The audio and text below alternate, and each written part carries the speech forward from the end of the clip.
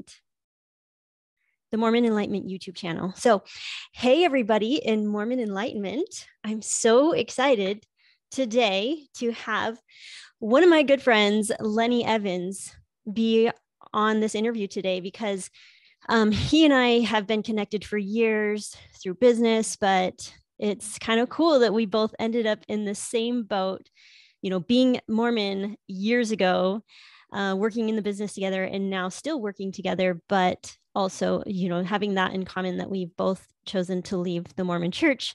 And Lenny, you have so much about your story and the things that you share, I really resonate with. So I'm really excited for Mormon Enlightenment members to really get to know you better, because you have been part of the community, but you haven't really been able to share much of your story yet in there. I think you've posted a little bit, right, in the group? Yeah, a couple times. Yeah. Yeah. So I want people to know who Lenny Evans is, because you have such a powerful energy about you that I think you can really help so many, lift people out of that dark night of the soul that we all go through. And so I'm excited for you to really have the presence in Mormon Enlightenment, because I've known you for years. And I think the people in our Mormon Enlightenment community would really benefit from getting to know you on a more personal level. So I'm excited to talk with you more about your story and dive into that a little bit. But before we start with that, I wanted to first mention that you and I did an interview together. I don't know, a few months ago, maybe it was longer, but for my Wannabe Balanced podcast. And for many of you in the Mormon Enlightenment community, you know that my podcast, it has always been Wannabe Balanced, but from episode 21 to 100, I changed it to Mormon Enlightenment, because instead of starting up a whole new podcast, I really wanted to be able to share my journey out of Mormonism. And I needed that time and space to do that. And so I wanted to keep it on my Wannabe Balanced podcast. But it was really nice to have that period of time for me to get it all out and share my process. And then at episode 100, I was like, okay, I'm ready to go back to Wannabe Balanced and move on from Mormonism and not talk so much about so many things I had to process. So this is going to be so I had you on episode 120 of the Wannabe Balanced podcast. I wanted to let people know, because that episode is actually really popular. It's titled Childhood Trauma. That's what I titled it, because you and I talked a lot about that. And I know a lot of people in Mormonism, growing up in Mormonism, have a lot of childhood trauma. So it was a really good topic. And I think a lot of people could resonate with that. So I want to make people aware, if they want to hear more from you, go listen to episode 120 on the Wannabe Balanced podcast, and you'll get to know a little bit more about what kinds of things Lenny can offer you, and as far as healing goes. And then also I wanted to mention that Lenny is going to be at the Thrive event coming up. Sean and I will be speaking at the Thrive event coming up in St. George. So cool. I want to make sure to mention that for any of you who are not, this is not great, but it's, John Delen's Thrive event. And I'm going to be posting the details if you haven't heard about it. It's $25 for the 3-day event. You'll be getting to listen to all types of speakers. Sean and I will be speaking, John Delen, Sam Young, Natasha Helfer Parker, which I love so much. She's been on my podcast as well. We've talked about so many different things, David Bakavoy and Susie Benson.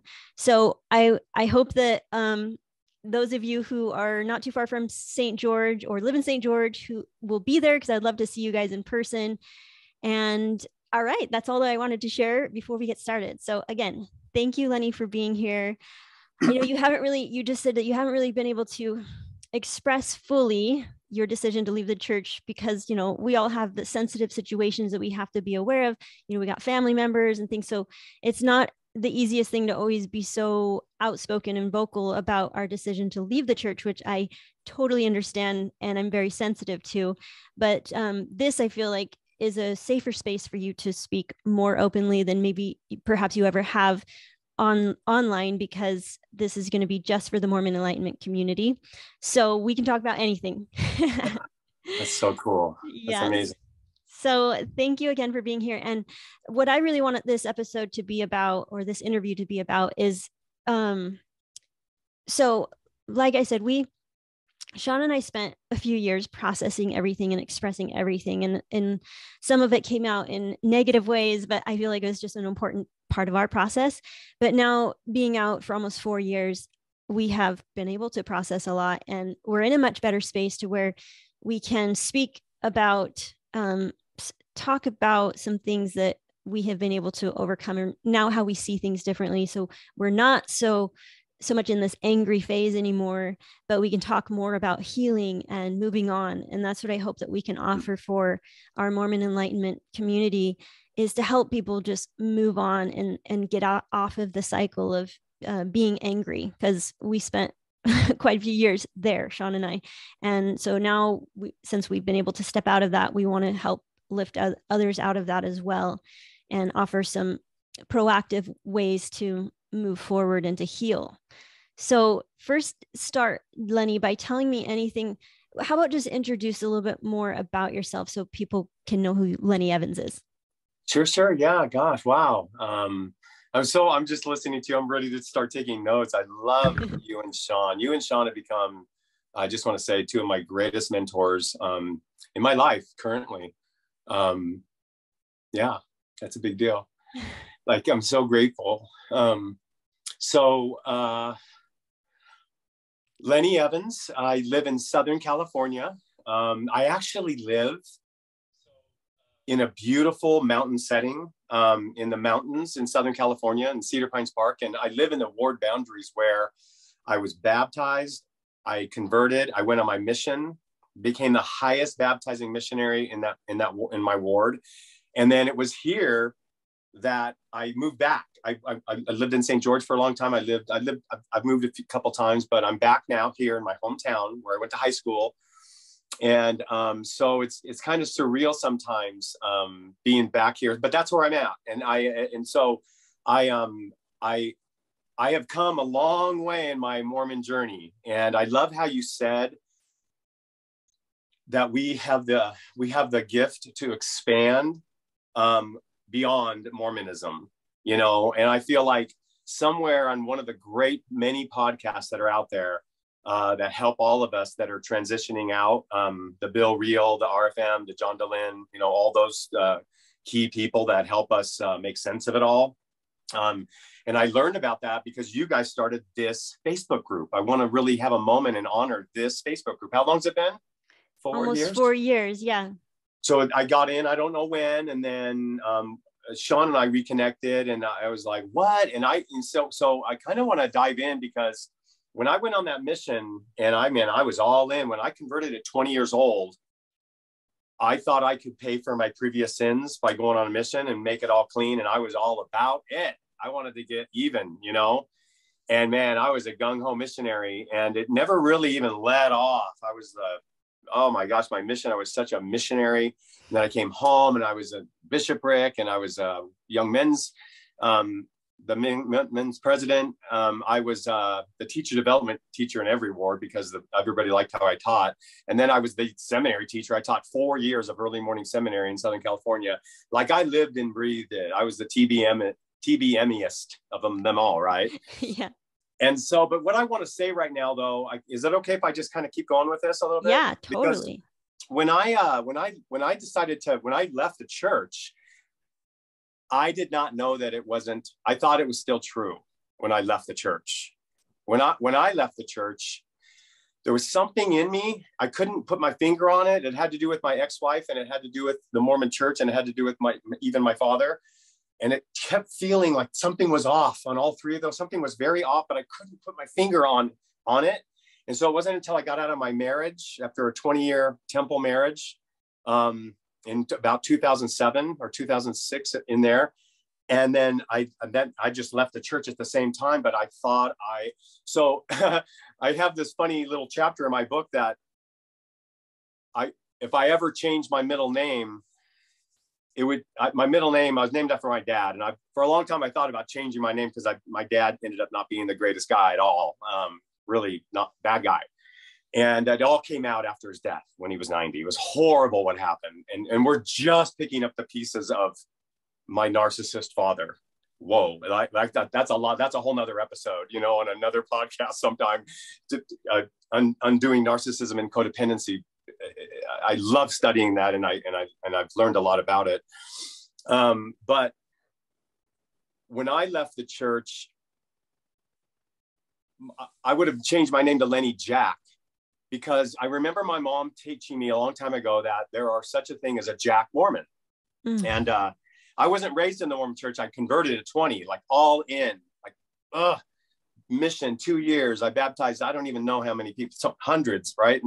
And so then when she said that Jack Mormon, I said, well, what's a Jack Mormon? She said, well, they still are members, and they know it's true, but they just don't, they're just weak, you know, they just don't have the will to keep all the commandments, son. I'm like, oh God, I love Jack Mormons. I want to love on Jack Mormons. And my message right now, if nothing else even comes out, because I'm kind of nervous and I'm just trying to breathe through this, I do love my Mormon brothers and sisters. They just can't see it yet. They just can't see it yet. And when we can see it. So I was Jack Mormon for 10 years, Crystal. That is so jacked. That is jacked. I want to have a shirt. Don't be jacked. Yeah. This message right here is to anyone who still has their names on the record and for some reason can't leave it. Leave it for your own good. And because for those 10 years, it was the hardest 10 years of my life, because man, I was feeling so much guilt and shame. I kept thinking maybe I was a son of perdition, because man, I would preach to like thousands in state conference. You know, I was the AP in the mission teaching like stuff, you know, like that kind of stuff. And so I thought, man, am I a son of perdition? Like I struggled with all this for years, and that guilt. And all I want to say about vibrational frequency and the law of attraction, that's not what this is about. But if you believe in any of it, then if you're feeling guilt or shame, you attract the shittiest things into your life, like really bad things, because it's only the equivalent that shows up in reality of the thing you're feeling. So get out of it, figure out if it's true or not for yourself. I had to do it. And it really wasn't until this book came into my life. And it was because of Mormon Enlightenment and having a couple conversations with Sean, and then devouring Mormon Stories podcasts and devouring other things and going, oh my God. And I think if you were to ask me, like on our Wednesday night Zooms, we always ask, what are you passionate about?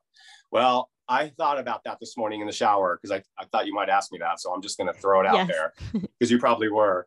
And I'm passionate about having my own aha moments first. Second, sharing it in a way with another human or a group of people that I can witness their aha moments. Oh my God. Totally. And we have to read, study, ponder, learn how to meditate, all this good stuff. But I just want to say that I went through a living hell for about 10 years, because I actually still thought the church was true. I had all these really dear people in my life saying, every week, Lenny, we put your name on the prayer roll in the temple. And God, we need you. Because I was such a force and a reward. Like I held 3 callings every time. I remember I never thought I could do enough. Early morning seminary teacher, I owned 3 restaurants for a living. And I was a soccer coach, and I just couldn't serve enough. I was that person. I was that codependent. How do I serve my masters more, So it's just now lately. And I want to thank you right now in this moment, and Sean Escobar, for starting this as a place where, I think there's a lot of people that might be a little lost here, because we're all lost. When I first left, full-blown atheist, man. Are you kidding me? There's no way there can be a God. And I tried to run away from God. And then one day I decided there must be a God or something, and I've been on this journey, it seems like, ever since. And it wasn't until I was able to prove to myself how I fell for it, how I got involved in I say this with love, a cult. I did it, and for 30 years of my life, and, full tithe payer, I was a temple worker. I worked in the temple and stuff like that. And so for me to dissect this and have like an RFM or a Beal Real show up, these great intellects. And I'm like, and I can track with their whole, and I'm like, yeah, like I'm just now starting to make comments as Lenny Evans in there because, you know, I have some people that I love so dearly that when I came into the church, like I was the first one, I baptized everyone in my family, my dad, my sister, my brother, my cousin, my neighbor. I wouldn't be your friend unless it looked like you might become a member. And then I could show you how to get to the highest degree. The Mormon way. It's the Mormon way. So it wasn't until about the pandemic that I had my real awakening that holy shit, or maybe holy shift, that I graduated from Mormonism. You know, obviously it probably saved my life at the time. It was pretty good timing for me to go do what I did and to become a strong leader and to know that I could go live in Peru and learn a language and learn Quechua and a little bit of Aymara and become a branch president, do all these things, you know, like, wow, I did that when I was 20, 21, 22, shit. Okay, and I learned a language and I speak it fluently right now, Spanish, like I don't have to think about it and I can speak it, you know? And so I just want to learn how to, my focus is right now that I'm here is I no longer wish to change my past. It made me who I am today.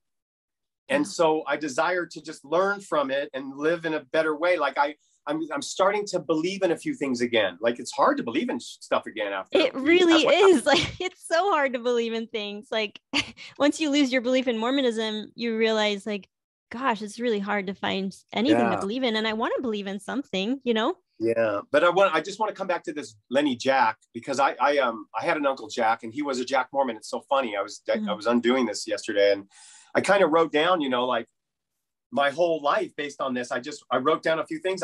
When I got baptized, I went on full-time missionary, got married in the temple in 1988. I was 24. And then from 24 to 44, I was TBM. And then bam, right then I became a Jack Mormon. And that is a very dangerous place for people. And I just want to spend one more minute on it because being Jack Mormon is not a good place to be. You can't sit on a fence. You're either growing or you're dying. You're either, you know, growing or shrinking, you know? And so like, if you're still on, there's something in you that thinks that, well, maybe, I remember I used to tell people it was fire insurance for the second coming when all the flames are going. If you pay your tithing, you have this some like flame suit or something. I swear to God, I didn't even know what I was saying. But and it's certainly, dear God, not true. And if you think it's true, then you feel like you should still be paying tithing. And if you know it's not true, then you know that is not a true principle. Now I believe in a principle through a money management system I do where you have a 5% give account.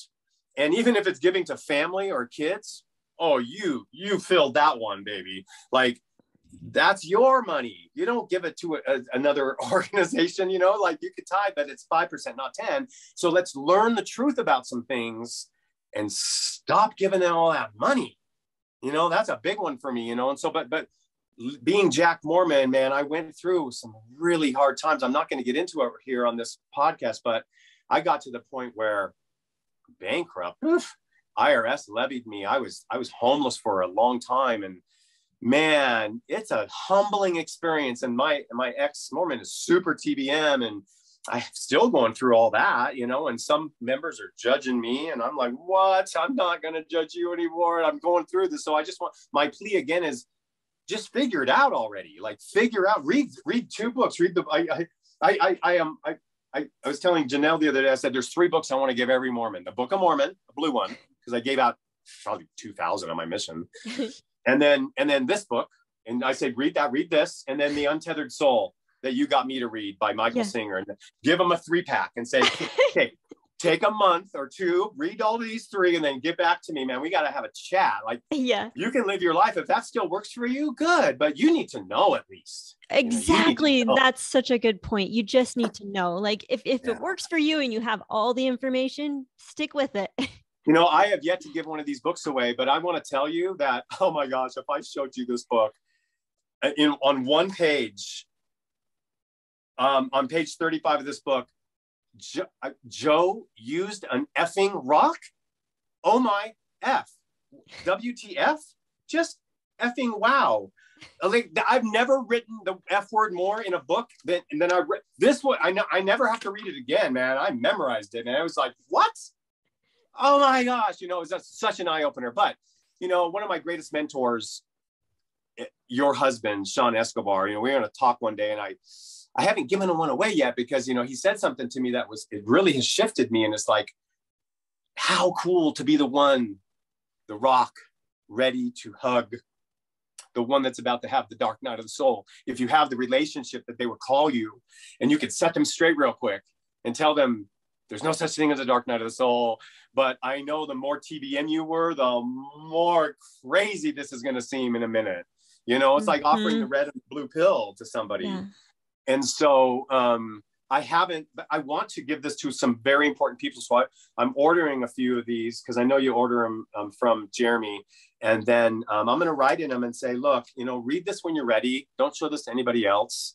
I love you, you know, like that's the bottom line. And if you want to keep believing what you're believing, I'll love you the same. I don't care anymore, you know? Yeah. And so, but man, oh man, it's a freedom day in your soul.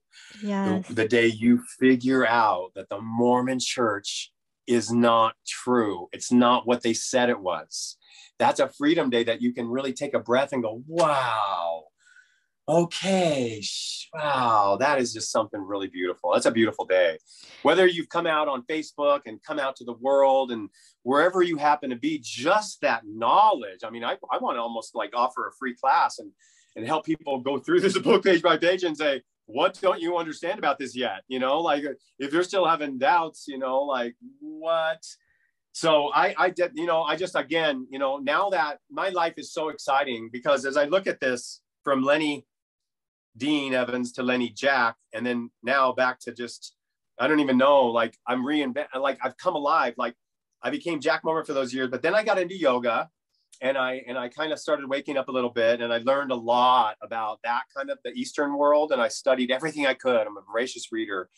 And then I started doing these retreats where I help people have breakthroughs about manifestation, you know, and I've done about 15 3-day retreats where I call it Follow Your Bliss. And I have a blast with it, you know.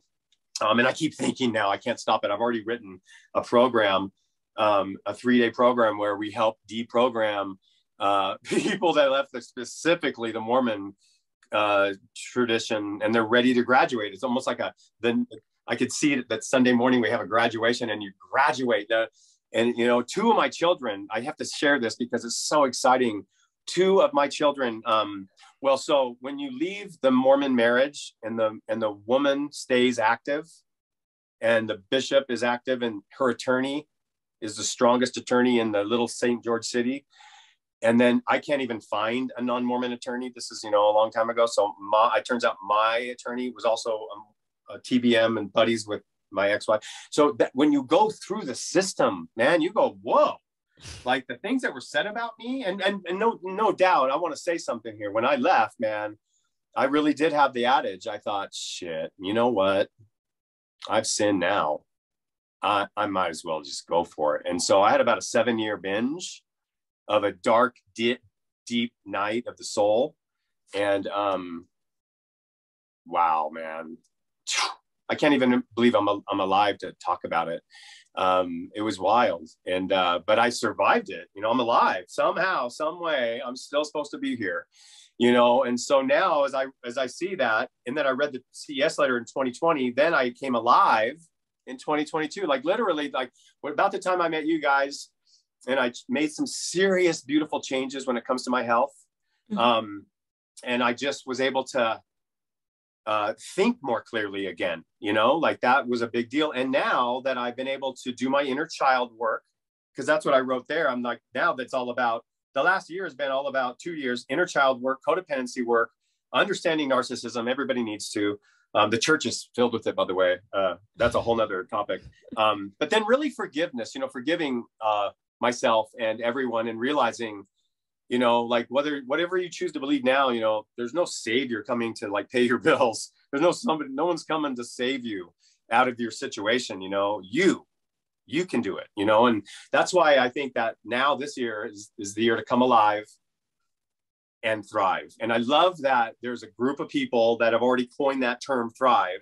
Yeah. And I'm so excited to come to my first one at Valentine's weekend. I'm so excited because I love this new community. You know, I lived in St. George when it was kind of like you go to the liquor store to see who was in it, Mormon Enlightenment, that the state-run liquor store. Then you could see if anyone in your ward was in there. That's how you did it. You know, I did that for a while. You know, I was like, okay. I was like so scared to go to the liquor store. Like, I didn't want anyone to see me walking in, or like it's just like right down the street from our house. And I'm like, oh my gosh, like I'm so nervous. Yeah, you know, but you know, I want to say something too. I think I've been thinking a lot because the vaccine. I want to talk about it for a second, just because I know it's a big topic, but you know, a lot of my best friends say don't do it, and a lot of my family say do it, and so I'm kind of stuck in the middle. In my neighborhood, everywhere where I go, I'm kind of like, whoop, I'm you know, I have my own opinion about it, right? And so I've just decided to kind of every once in a while plug in to like RFM and periodically watch his stuff, especially around conference, and see whatever the current Mormon president is saying, just do the exact opposite. Like literally, like they say eat meat sparingly. I don't believe that anymore. Yeah. Funny. No coffee. Don't believe that. No tea. Excuse me. Like, it's so funny that so I'm just going to kind of respectfully check it out, listen, you know, and just do the exact opposite. Yeah. So if they recommend, we might have better luck that way. Yeah. Well, I think I would be, yeah. I think where I'm at with it all, I would be doing really great if I did the exact opposite of whatever the Mormon prophet says. That's kind of where I'm at with that. And I'm already I think I'm really through my anger, you know, and that kind of thing. And I mean, yeah, you know, because I really believe the adage, you know, the moment I feel regret for wasted time, it equals and creates in that very moment more wasted time, which is so counterproductive, you know. So am I spinning my wheels regretting, man, I'm just wasting this right now moment, you know, and I just don't want to do that anymore, ever, ever, ever. I'm just going to continue to think, okay, whoa, it made me who I am today. It made me who I am today because I have a big heart. I've forgiven everyone in my life. I have some people that I've really needed to work on forgiveness, you know, and I've even forgiven all 15 of the men that run that church. Very specifically, I have a forgiveness protocol, and I've decided that I had to forgive everybody, anyone who was in on it, you know, anyone who was in on it, and any lie in my life needs to be forgiven by me for sure, you know. So I just, gosh, Crystal, I love being able to unpack some of this stuff so much, you know, I really do. Well, I do like how you said that you feel like, because I can totally relate to the way my perspective around the church, because you know, I was angry about, you know, wasted time and even just little things like, gosh, I can't believe that I had to wear those stupid garments while I was pregnant, you know, like little things where I'm like so angry that I had to suffer through so many different things. But I'm like, the way that you describe it is so how I would describe it is no longer do I want to have any regrets, but also just look at it as that was an essential part of my learning process. And I like to see it as a graduation, like, all right, I'm graduating from Mormonism. And also how you said the dark night of the soul is kind of like a made up thing that the church has created the dark night of the soul for us, but it really doesn't have to be a dark night of the soul. It can be a freedom day of the soul. We just have to shift our perspective and don't let the Mormon mindset get to us, because they did that. They caused us the dark night of the soul because suddenly we feel like, well, then there's nothing. If the church isn't true, there's nothing. Wow. You know what? You should see if you can get that domain, Freedom Day of the Soul. And we'll do our first retreat, because I know you, Don, and Janelle, we've been talking about doing something at some point down the road, fun things like that. But, you know, I want to bring it something else up. It's heavy on my heart. Is that okay? Yeah. And it's something I've been thinking about for a long time. And it's the way that the church portrays men and women in the church. And it's such a trip. It's such a trip. How you have the priesthood, you know, and my ex-wife, man, she was more TBN than me for sure. And I was pretty damn TBN, like no gas. We would never get gas on Sunday or go out to eat or like that, you know. Make sure you get gas the Saturday, you know, night before. So if we wanted to go on a drive or anything in nature. No TV, you know, on Sunday, that, you know, stuff like that, like serious stuff, you know, like living the gospel full out, you know. you know, and I just want to bring this up because I've never really talked about it, and it's really kind of vulnerable. But it's funny how in priesthood, men are taught certain things, and just in an easy way right here, I just want to explain this, what happened to me, what I know for a fact has happened to other men. But someday I want to have a camp for just men, Mormon men that have left, I swear to God, because what happens is, it's like one of the most basic things I learned as a parent was why I always used to spill my milkshake and spill my water and spill my drink when we went out to dinner, because my dad would look at me right in the face and he'd say, "Don't spill this time, don't spill." I was like, oh. I walk in, there's a little 7-year-old, and what first thing, man? And I learned right away as an early parent, as an early human being, that the subconscious mind can't see don't, it can't understand don't, you know? So what a simple thing to say, you know, something different. Instead of "don't run," say "please walk," or, you know, enjoy your drink, every bit of it, you know, in your mouth, or, you know, be positive, you know, it's such a simple thing, right? So knowing the simple little rule of human behavior, the Mormon church, first of all, tells all these men that if they do all this shit, all these rules, man, I kept all these rules. I had so many rules, I was going to die, man. I was a temple worker. I had to go to the temple like every week because I didn't want to ever have an unworthy thought, you know? And they tell you that you're going to get another wife. I don't know if you know this doctrine, but that maybe not just 1 or 2 or 3, but like, dude, unlimited, right? Virgins. And it's like, that's what you're going to get. You're going to get a planet. I was fully getting a planet. I know exactly where it says it. And I was like, going to get a planet. I was like, man, if I'm ever done having sex with one of my virgins, I'll go create a new animal or something, you know? So I know that sounds kind of funny, but here's what it drives men to do in the Mormon church, and why the church specifically says, you men, don't watch porn. Don't. They say, like my dad was ignorant. No. They know to their men to constantly, don't watch porn, don't watch porn, don't watch porn. And so what do? You watch it, and it messes your mind up. And I have gone through a bout of it in my life, you know, and because of the Mormon church, I want to say that if I could really see in their 150 billion slush fund, for sure, Pornhub, they are investing heavily in, I can't prove it, but I know that they're the ones that drive men to it, because and it's innocent at first, because all we're going to do is say, well, you know, curiosity. I want to see a blonde. I want to see a brunette. I want to just see all these women that I'm going to have. I'm not going to do anything with them yet. I have to wait a little bit till I die. But as soon as I die, man, it's on. And men have a weird, Mormon men have a weird thing going on with that, man. And sex is such an addictive thing. It's the most addictive thing there is. And I think it's like really hurt my life in my lifetime. I mean, I've been able to figure it out, you know, but here's the thing. It messes you up. It's so weird. And the church is always just saying, don't. My dad said, don't spill your milkshake. I spilled my milkshake. The church says, don't watch porn outside. Well, I got to look at least 10, how about 10 of the wives I'm going to have. And so it's so effed up, Crystal. It makes me so angry. It makes me so angry that women are so looked upon as cattle. We were not allowed to talk about it with my ex-wife and all her sisters. They were all TBM. Polygamy was never allowed to be brought up because it made them feel like cattle, kind of like there was a bull. There was one bull, like a badass bull, like, you know, like, and he had a herd, you know, and that's exactly what they teach. I don't care what they're saying right now. That's what I knew.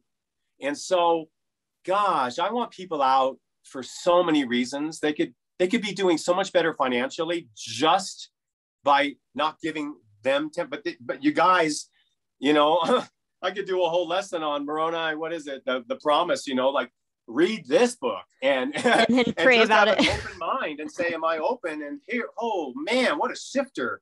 And I don't want people to do it too soon. I guess people will find out when they're going to find out, you know, I guess so. I don't know at what degree I need to be like a missionary for that. I'm not there yet. You know, that's just me. I'm just trying to figure out my own life. I'm just now recovering from living 10 years of guilt and shame as a Jack Mormon. Anything that you can imagine happens to you, happens to you when you lose everything. You know, it's like, wow, you start over, and it takes a minute, you know? And so like, I'm grateful just because I feel like I've, again, expanded. And I wanted to share this. I got off on something. I recently got to see my son and my daughter. I took them out to dinner at a restaurant in St. George, Utah. And then I just decided to say to them, I have 3 children. And I didn't get to go to the wedding. Only one of my children has ever been married, and she got married, and then I got uninvited. Like I wasn't even allowed to be outside. And even though I was far from a temple recommend at that time, but I still believed, you know. I haven't spoken to her, gosh, the whole time, a few times, but texting. But I got to take my son, my only son. He's 30, and my youngest daughter, she's 23, and oh my God, I said, where are you guys at with Mormonism?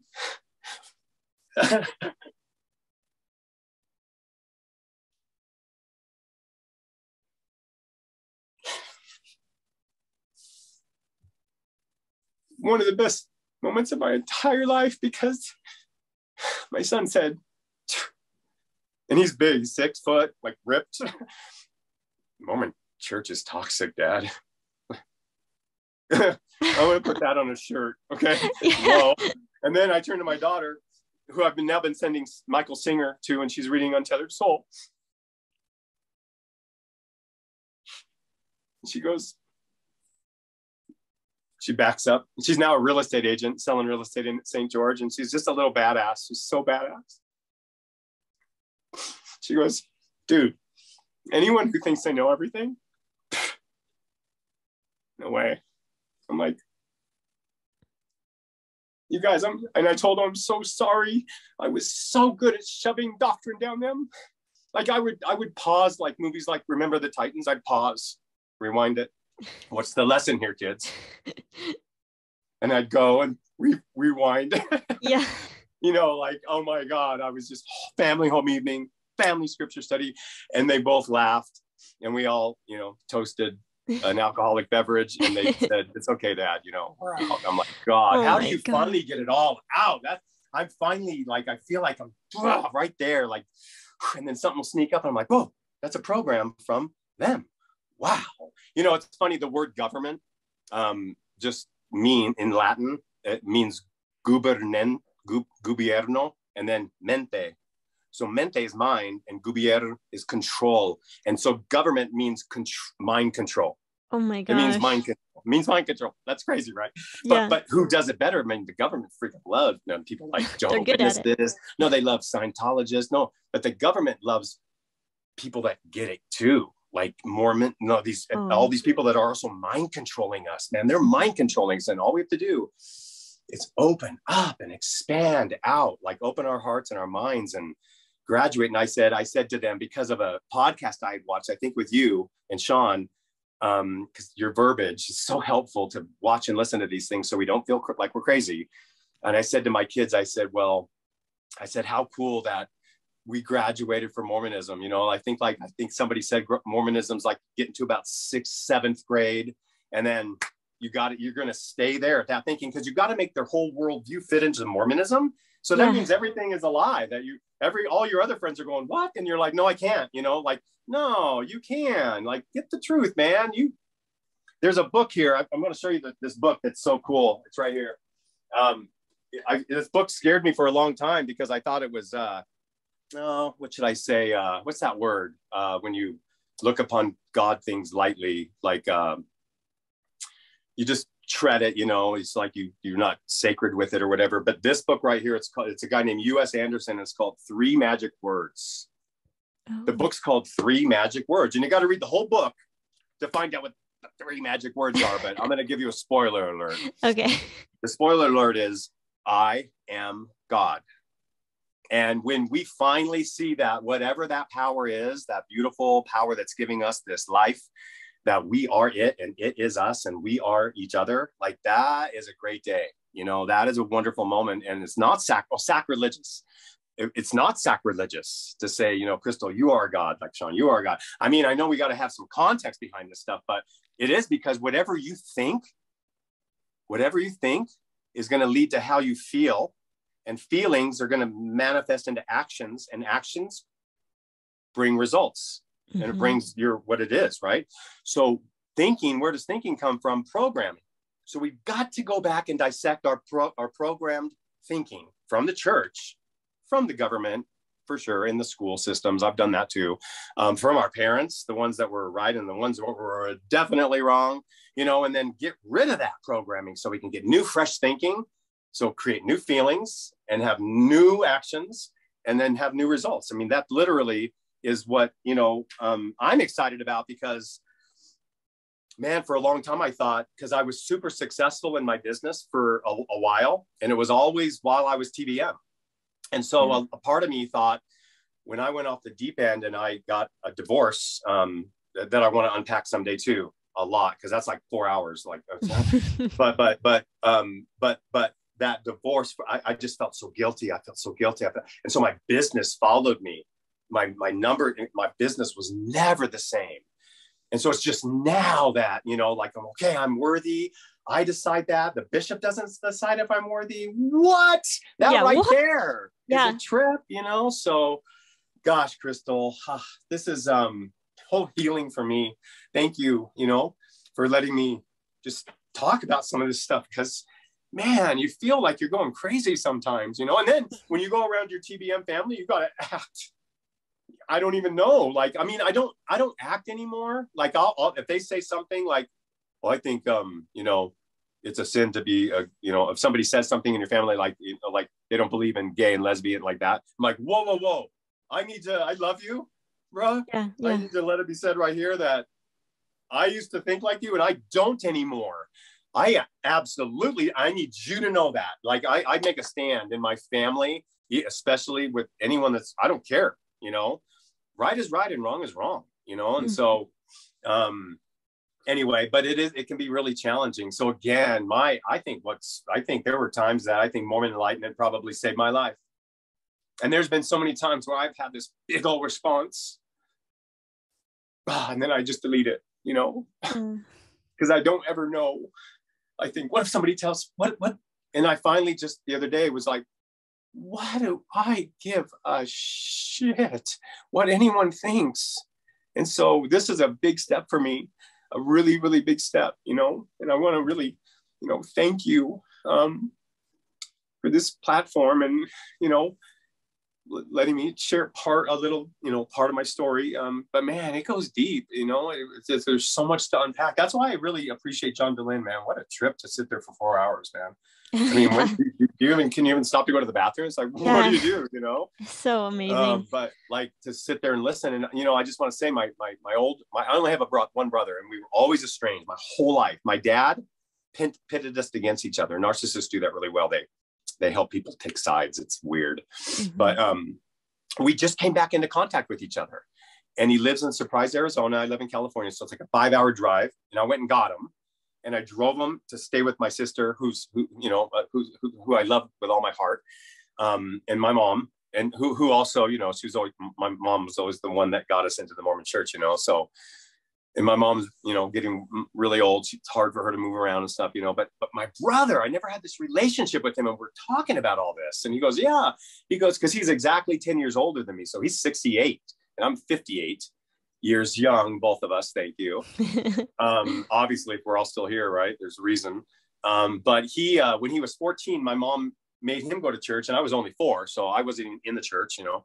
And they never went, but he went one time, and they're like, "What?" He was like, "What?" He was 14. He was like, "There's no way that Joe Smith story can be true." And that was that. But when I decided to get all active and go on my mission and get converted, and then if he would have come back into our lives and told me, "Hey, it's bullshit," he couldn't have done that, because he would have been probably like killed by my mom and dad, like hurt by them, you know, ostracized for sure. We unpacked all that. So I got to learn all about my brother for 5 hours. He never stopped talking. I kept asking him.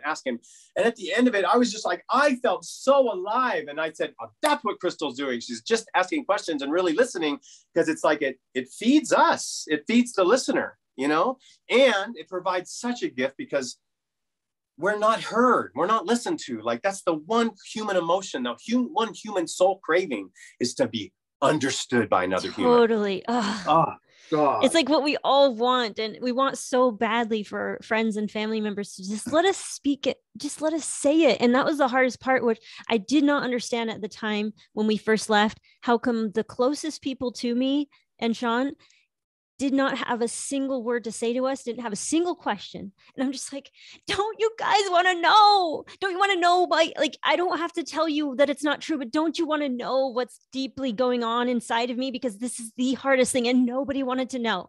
And it was the hardest thing to accept. Like, they don't understand, my world is falling apart. Nobody wants it. Nobody cares. You know, it's so funny. When I left the church as a Jack Mormon, and my life went to hell, and all my Mormon friends are like, "Oh, see, that's where will you go?" Yeah, exactly. That's what happens. Like, I guess I'm going to hell because right. this is not fun. But I remember just recently, after I learned way more about it, but I didn't have a CS letter. One of the most important people in my life came up to me. She goes, "Len, you just want a new narrative so you feel better about your life because you effed it up." Like somebody that could talk to me like that. I'm like, oh, you know what? I said, you know, you're right, but partially I'm always looking for the narrative that's going to make me feel like somehow this thing makes sense. You know, I'm not going to stop till this all makes sense, you know. Yeah. It doesn't make sense yet, you know? And so she goes, you're just painting a new narrative. You're saying the church is true. You're just reading an anti-Mormon stuff because, you know, you want to feel better about your life. I'm like, oh my God, you're so right. I do want to feel better about my life. You know, there's a happiness quotient that I want to get into at some point where you can see where your thermostat is set for happiness, who said it, and then how to move it. It's really cool. Like that's another whole topic. But this person said that, and I'm like, no, I'm not just finding a narrative. I'm like, yeah, you anti-Mormon people, you go. You know, Brigham Young was bad. No, I needed to know, and you need to know. Like, now I get it. Like, we need to know. I'm not just changing the narrative. The narrative changed. You know, that's an important quote. You know, I'm not changing the narrative. Yeah. I'm witnessing the narrative changing in front of my eyes. Like, what? Yeah. You know, you didn't make up all that. Yeah. And one more thing I want to unpack is just this idea that I remember the first time I ever saw that flip chart. Did you have a flip chart in your mission? Mm-hmm. Okay. And it was the twinner one. It was twins, white twin gods in white matching robes and white matching sashes and white matching beards, white matching eyebrows and white matching flowing white hair. And and they were twin gods. And I'm like, that doesn't make any sense at all. But there's twin gods. Okay. And then I went on my mission. Yes, sí, son dos. They look exactly alike, you know, like I know the gemelos. They were all called gemelos. You speak Spanish, right? Gemelos. They were the gemelos blancos. I'm like, if I ever do some kind of a Freedom Day, I just want to ask everyone's serious opinion. Every person I've ever met and everyone that can answer this question: what does God look like for you? I would love to know what it looks like for people because it's not white twin men. Yeah. It is kind of funny to think about that. If you really watch the temple film closely, you'll see that Elohim is the narcissist father, and oh my God, Jehovah is the codependent son. It's classic. It's classic. I want to do a whole book on it, but I'm sure somebody that will get into that because that's not what I do. But I love learning about it. I love the ahas. I hope everybody could have as many ahas as me, man. But I'll tell you what, it's important that you guys all do your due diligence. I'm speaking to myself right now and my family to know that if something's true, then live it. You know, if something's not, then don't. You know, it's funny. One of my coaches, one of my mentors, that guy named Jesse James Jamnick, on Tuesdays he does this Zoom where he doesn't talk about anything except for the person's kind of their whole food story, from their whole food story. You know, like when they got addicted to sugar, how it affected them. Like everybody has one of those, you know. Mm-hmm. And he just really brings stuff out for like an hour, you know. And that's why I love, you know, what you've been doing lately with asking the questions, you know, and in here and all the service you and Sean are doing for the world.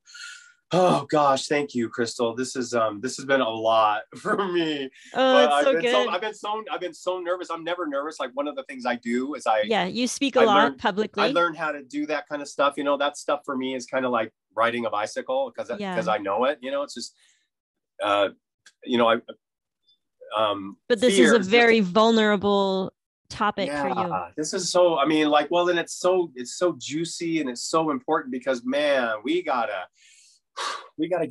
shake it off. You know, when a dog, I'm not sure if cats do this, but dogs, you know, when they get a little dirt on them, they do this whole, and they really shake it out, you know? Yeah. I had my childhood dog, he'd get in the water and he'd get out and he'd shake like 4 or 5 times, and man, you could see it in the sunshine, and like a gallon of water came off that dog, you know? So we got to shake Mormonism off of us, you know? That's how I feel. Yes. You know, and it's the personal aha moments that continue to urge us on.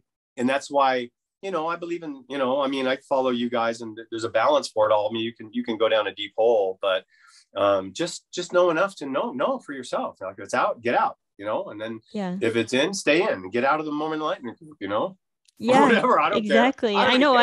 I agree. I think that Mormon enlightenment can serve a purpose for a time in a person's life, but it doesn't need to be this space that you need to remain in at all times. So, but it could also just be there for when you need a little pick me up, or when you need to feel understood, need the community, but it doesn't need to be a space where you have to be religiously in there all the time. It's just there when you need it. You can go in, you can go out, you know, take a step back if you need to from all things Mormonism, because that's actually what we did for like almost a full year. We weren't even in Mormon enlightenment for like the past year in 2021. We just we completely stepped away for our own mental well-being. And now we can come back with a renewed perspective and overcome so many of our triggers. So now we feel like we can be of more service instead of helping other people, keeping the triggers going with everybody else, you know? So I just look, so many things that you said, I'm just like, yes. Like I could go off on tangents on so many aspects of what you shared, because there's so much that we could talk about for hours. And I just love that you and I just really resonate with so much of what you say, and you sharing your story, and how it's very unique that when you left, you were out for 10 years, but you still believed that it was true, and how much guilt and shame you must have carried for 10 solid years, you know, and then going through the divorce and being ostracized by your kids and all of that. It's just really, really powerful for you to share that you went through that, because I know that there are people in the Mormon Enlightenment community who feel stuck in that sense. Like, there's no way I can tell people, there's no way, or, you know, they're still struggling with the beliefs, like thinking, well, maybe some parts of it are true. And that is a challenging part. You know, I've even had my questions, you know, little tiny things. I go back to Joseph Smith and think, you know, maybe it just got all messed up. You know, maybe Joseph Smith had something, but then it all unravels. When I try to go there, because I think for a second, okay, maybe, and then I go there and I'm like, oh no, it's impossible. Like there's nothing true about what Joseph Smith did, and there's just too much evidence against him. So it's not like like you said, people might be saying, well, you're just creating this new narrative just so that you can feel better about your life, but you can't deny all the history. You can't deny there's just so much history that is factual that you cannot deny it. And even when you look on the church website, like you can find those things, and there's no way you can deny it, because even the church is, you know, trying to hide it, but it's still there. The church has it on their website. So I went to the gospel essays when I was aware of it, you know, and I was like, wow, it's right here. Like, don't put me in a room with any stake president or anybody, because doctrinally, I can hold my own now with anyone. I paid the price, the couple of years of study, you know, like, you know, like it would be super fun to like let the missionaries in, but I think it would ruin them, you know? So, but what I wanted to say real quick is this guilt and shame thing that so many of our brothers and sisters in the Mormon community are under, because they're not enough. They're not serving enough. They're not paying enough tithing. They didn't say yes to speaking in sacrament. You know, they said no to cleaning the bathroom. God, you didn't, you know, like read your scriptures that day. They're already, their daily life is not enough, and women can never be enough. And so Prozac, come on, all this stuff, right? What I'm saying is, it's not just the guilt and shame bringing on bankruptcy, problems with the IRS, my income going down. It's not that. My car being repossessed. Like, it's not just that. It's you're back your back hurts, your kidneys hurt. Read a woman named Louise Hay. You can heal your life. In there is an exact thing. If your back hurts, if your right shoulder hurts, you know, you have to pay your Aunt Sally back. Oh shit, I forgot. Yeah. Like, no kidding. Like, it's all attached, you know? Mm-hmm. And so my mom, I feel like she's in total pain all the time because she's just no way she doesn't know how to forgive herself. You like, there gets a point. So I want to reach, I guess I do in a way, really want to reach people that are ready to know that there's a way to get rid of that guilt and shame. And it's critical that you do it right away. Like, nothing else should be more important than that, because it's weighing you down and it's bringing you shitty experiences. It's just the way it is, you know? Mm-hmm. It's causing stinking thinking. And that stinking thinking brings stinking things, you know? It's just the way it is. We got to get rid of that and get in this new way, you know? And so that's where you and Sean, man, and this new community that we're birthing, and, you know, it's all positivity, and it's how can we help and what problem can we solve, you know? But man, I just want to, again, my heart is so heavy for anyone struggling in the Mormon faith right now with whether or not it's true. And then they're in a mixed faith marriage. You know, I just want to say this: find someone that you can unpack with. It can be a man, it can be a woman, it can be a friend. For me, it's Janelle. We met during the pandemic, and the first question out of my mouth, you know, I said, hey, where are you at with Mormonism? And that started our friendship. And we became like best friends, and we unpacked it, and we still unpack it. You know, without her, I don't even know if I'd be alive.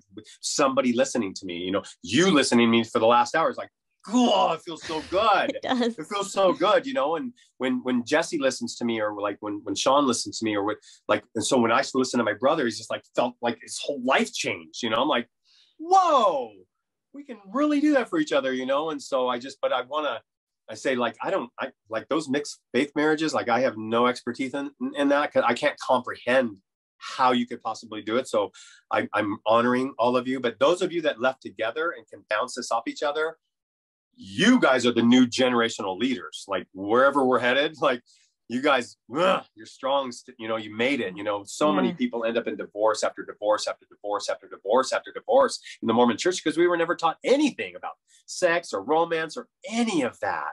We're set up for failure in that arena, you know. I know. And so, but not any longer, you know. Now we can stop it, you know, and just take a big breath, you know, and just say, you know, we graduated, we've expanded, and, you know, just be grateful for the things that were good, and really learn how to let go of and burn. In the bliss retreats I do, we burn all kinds of things in a big fire, and it's symbolic, and you can do that kind of stuff. It works, you know. So, but anyway, Crystal, I could go on and on about how excited I am about my life, finally, about me really figuring it out, that I didn't, you know, I'm not changing the narrative to make me feel better. I'm like, I want to feel great every day. And I really believe that that's we can, you know, it's all our thinking. Everything is mental. Everything comes from how we think. And the only thing that influences our thinking really is our programs and our paradigms that were put in there, and stuff if we watch news and current stuff that we allow in. Sure, that's easy enough to shut out, but it's those old ones that are sneaky. Yes. And you get them out, you know, and then just, you know, and figure out a new way, you know, who do you really want to be, you know? And I love that about you.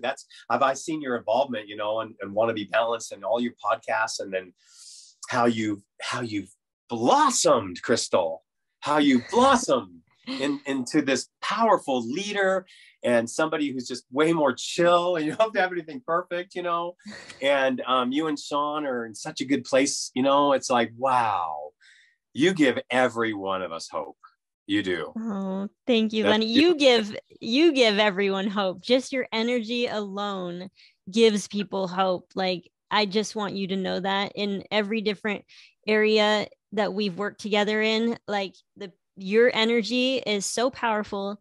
And that's why I'm just like, I want people in Mormon Enlightenment to just connect with you and know who Lenny Evans is, and follow you, and just listen to you, and just be around the energy that you provide, because it's such a beautiful thing. And I think that that's what my hope is for with this community, that we can be that light for each other, help each other, lift each other up, instead of like keeping us on this cycle of complaining and being angry. We can be there for each other, listen to each other, but let's also gently rise together.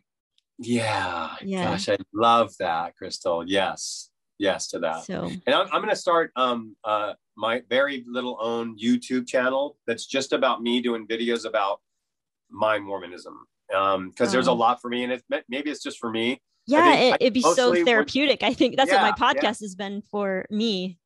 Yeah, to watch and to express it all, to come out of there, you know. And you and I want to just say too that that's the courage. You know, it's fun. Sean said something one day, and I was kind of having a down day, you know, and then I heard him say something on your podcast. Hold on a second. That's my big brother. I love it. He's calling me. Oh. He wanted to be on here so bad, but he doesn't know how to do Zoom and stuff. So he's going to watch the YouTube. But anyway, Sean said somewhere, he goes, probably like my number one greatest accomplishment has to be leaving the Mormon church. Mm-hmm. Like, that gives me chills, because I know that it's like, I went, what are you even talking about? Like, I needed a whole day. And then the next day I called him and I was like, dude, what are you talking about? He goes, I know it sounds stupid, but because Crystal, I married Crystal, like, holy shit, like that's my greatest thing ever, right? And my kids and my greatest success with my company. But no, like, for sure. And I'm like, wow, that just let me take a breath, you know, because that's a big one. Mm-hmm. You know, I texted my bishop up here, and I was in the bishopric when he moved in 30 years ago. And now he's the bishop of the ward that I live in. And right after I was learning all this, I was like, and I texted him. I said, hey, first of all, I need you to absolutely delete that silly sealing that happened in Los Angeles Temple, January 22nd, 1988. So right away, bro, that has to be done. Yeah. Right? I said, can you help me? He says, sure, Brother Evans. I'm like, great. First things first. Cancel that damn thing. I don't want anything to do with it. It's fake anyway. Okay. And her name is whatever the name was on the Thursday of that month. It's Naomi, like whatever. Right. And so, and then I said, now, once that's done, because I wanted my priesthood still, now get me so far away from anything to do with that church, man. And I was nice. We had a nice cordial. I have all the text messages saved and everything. And he said, okay, it's all done. I deleted you. And, you know, I took your name off the records. And I now I want the plaque. I want the plaque. And so now I'm going to, I think I'm just going to, for fun, contact Rick Mormon just to see if he really did it, because now I know something. Mormon men, man, it's a trip, man, but they're told not to watch porn. They're told not to spill their milkshake. They're told not to spill their water. They're told a lot of things. And you know what? We don't like to be told shit. You know, so we do the thing we're told not to do. So you know, everybody's on their own journey around this whole thing, but I am so grateful that it's finally February 2nd, 2022. And I'm on the other side of Mormonism, and I'm one by one, I'm helping my family out. And so far I have done what my mentor, Sean, said, and I've been that person that people can come to. And, but there's a few key people that they may not know if I don't give them a book. So I'm really being meditative about that. I don't know yet. I sure want to be there for people once they find out, because the truth is so much better. Yeah, it is. The truth is so much better. Just read Untethered Soul by Michael Singer to see. He has a chapter called Contemplating Death. And just if we could even glimpse death, we would all be committing suicide. That's why we're not allowed to, because we would want to. It's so amazing, he says. Like, what? Like, that's a pill to swallow. I thought I was going to Celestial Kingdom at best, you know? And it turns out, none of that is true, Crystal. None of it. Oh my gosh. I want to say too, one of my greatest teachings lately is that knowledge conquers fear. Anytime we're fearful, there's just something we don't know yet about it. And we need to know more. So studying and specifically going after things that you don't know about it, because there's always an answer. And so that's what conquers fear ultimately, because fear and self-doubt or fear of anything is just really breaks down to fear, and the opposite is love, right? So knowledge, though, is that little secret ingredient. I think that one of my mentors, Harv Eker, he says that he proves it. He says, if you can know something about something, it changes everything. So now I feel totally different about Mormonism. Now I know, so anyway, gosh, I'm so excited to see what you guys have to say at Thrive. I'm going to be on the front row. I'm so excited to see you there. Oh, it's going to be so fun to connect with people in real life after so many years of feels like being in quarantine. I know. It feels like this separation has happened. We used to do all kinds of get-togethers with the Mormon Enlightenment community, and it's just kind of like dissipated. So I hope to bring that back as people become more and more comfortable getting together.